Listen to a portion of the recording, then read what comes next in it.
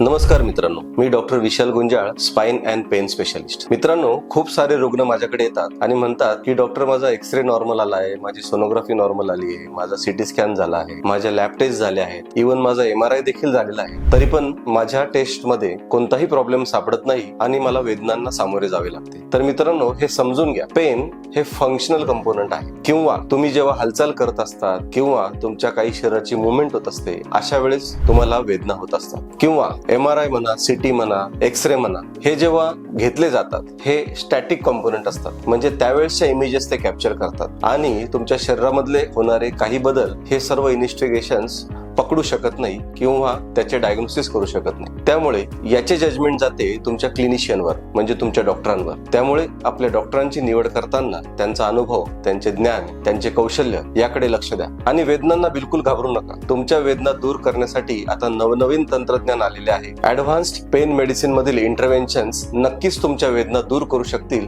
आणि तुमच्या आजाराचे डायग्नोसिस देखील करू शकतील. तर मित्रांनो, तुम्ही जर गंभीर वेदनांना सामोरे जात असाल तर नक्कीच आमच्याशी संपर्क करा.